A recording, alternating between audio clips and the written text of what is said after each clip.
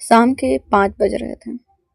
Patna junction का वो platform number 3 हमेशा की तरह भीड़ से भरा था, पर भीड़ के बीच भी अवनी को अक्सर सन्नाटा सुनाई देता था। वह पेशे से पत्रकार थी। लोग उसे तेज तर्रार कहते थे, कुछ लोग जिद्दी और कुछ खतरनाक, क्योंकि अवनी सवाल पूछती थी और जवाब मिलने तक पीछा नहीं छोड़ती। उस दिन वह किसी असाइनमेंट पर नहीं थी, बस यूं ही स्टेशन पर गई थी।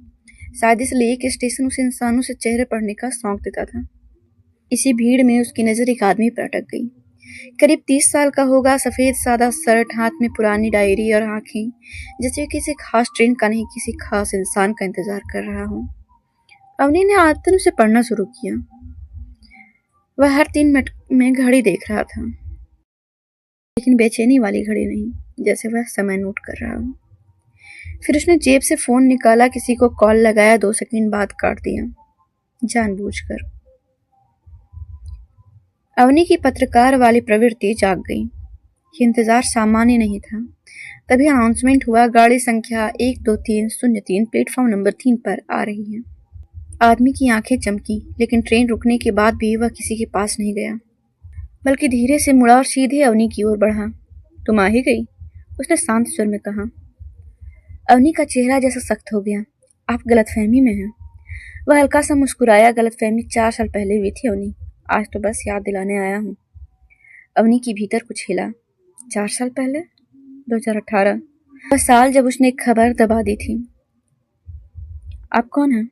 उसने सीधा सवाल किया। उसने डायरी आगे बढ़ा दी। तुम्हें सच में याद नहीं? अवनी ने डायरी खोल ली। पहला पन्ना खोला। ऊपर लिखा था केस नंबर 17। नीचे उसका अपना नाम। उसका दिल एक पल को रुक गया। ये मजाक है, उसने ठंडे स्वर में पूछा। तुमने ही शुरू किया था, वह बोला, बस खत्म नहीं कर पाई। कौन सा केस? वह आदमी भीड़ की तरफ देखने लगा, जिसमें तुमने सच छापा नहीं था, दबाया था। अवनी की सांस भारी हो गई। 2018 में उसने एक बड़ी रिपोर्ट तैयार की थी, एक प्रभावशाली परिवार की बेटी की संदिग्ध शादी। लड़की की मानसिक स्थिति बिगड़ गई थी, पर मामला दबा दिया गया और उसने आखिरी वक्त पर स्टोरी रोक दी थी। क्यों? क्योंकि उस केस में एक नाम था, आरव। अवनी ने तुरंत डायरी के पन्ने पलटे।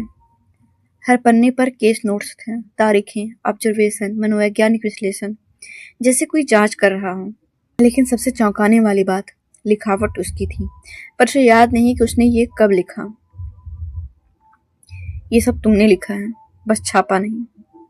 आप हैं कौन? मैं वो हूं जिसे तुमने बचाया था। किससे? सच से। अवनी ने गहरी सांस ली। अगर ये केस है तो हर इंसान संदिग्ध है। उसने सीधा सवाल दागा। आपका नाम? विवेक। मैं उसी लड़की का भाई हूं जिसकी शादी हुई थी।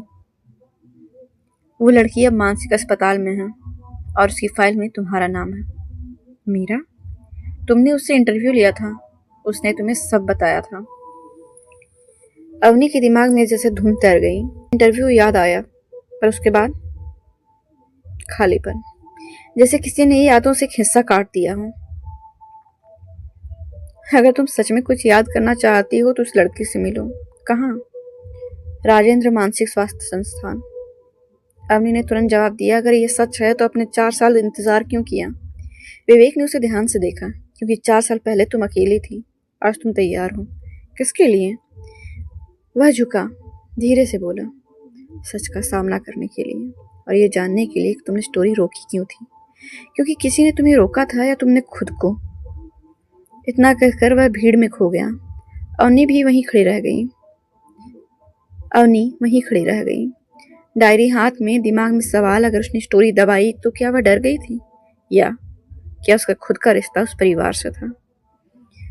अवनी ने फोन निकाला, अपने पुराने मेल्स खोले और तभी उसे एक ईमेल मिला। सब्जेक्ट, स्टोरी रोक दो, ये सिर्फ पत्रकारिता नहीं। सेंडर, आरव मल्होत्रा।